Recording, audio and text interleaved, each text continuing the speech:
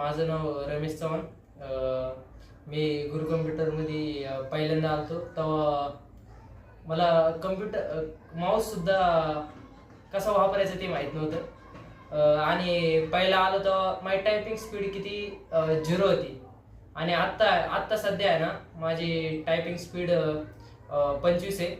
आणि मला असं वाटतं की गुरु कम्प्युटरमध्ये आल्यापासून माझं आहे ना बोलण्याचं स्किल आहे ना ते डेव्हलप झालेले आहे. कारण की मी आहे ना आत्तापर्यंत शाळेमध्ये स्टेजवर सुद्धा नाही बोललेलो, पण इथं शनिवारच्या कार्यक्रमाला पोरं असते ना त्यांच्या समोर बोललेलो आहे मी. आणि सर आधीपासूनच फ्रेंडली वणी शिकत होते. आणि सरांचं शिकवण्याची पद्धत आहे ना खूप चांगली आहे.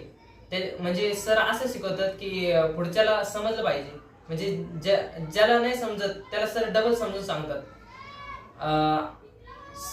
सर आहे ना कधीच म्हणजे असं भेद करत नाही विद्यार्थ्यांमध्ये. सर आहे ना मी आधी आहे ना रेग्युलर नव्हतो. मला असं भीती वाटायची की आपलं काय होईल, आपल्याला जमून काय. पण आहे ना सरांच्या मार्गदर्शनामुळे आहे ना मला आधी साधा माऊस आणि कीबोर्ड बी वापरता येत नव्हता. आता मी इतका हे झालो ना त्यात की एक्सेल सुद्धा मी सहज चालू शकतो. आणि माझ्याकडं मी आहे ना 1 वर्ष कोर्स लावलेला आहे, पण असं वाटलंच नाही की 1 वर्ष झाले म्हणून. सर इतके भारी शिकवत होते. आणि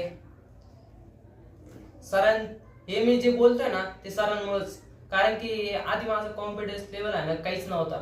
आता सरांमुळं खूप प्रोग्रेस झाला माझं म्हणजे मी आलतो तेव्हा शिवम कम्प्युटर होतं, पण आता मी एक्झाम देऊन जाऊ राहिले. आता गुरु कम्प्युटर झालेले.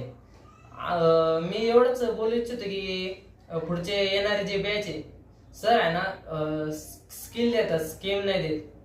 आणि सरांची शिकवण्याची पद्धत तुम्हाला सहज समजेल की जसे शाळेतले शिक्षक शिकवतात तसं नाही शिकवत सर फ्रेंड असल्यासारखे शिकवतात. आणि मी जाता जाता एवढंच बोलतो की तुम्ही क्लासमध्ये आले हे तुमचं खूप मोठी ऑपॉर्च्युनिटी आहे तुमच्यासाठी. मी मला आहे ना वर्ड काहीच जमत नव्हतं, म्हणजे त्यामध्ये इतके ऑप्शन आहेत ना. सरांनी सगळे समजून सांगितले कशाने काय होतं. आणि आम्हाला त्याच्यावरच क्वेश्चन आलता रिझ्यूम म्हणून. रिझ्यूम मध्ये खूप चांगला गेला माझा क्वेश्चन. आणि त्यानंतर एक्सेल शिकलो.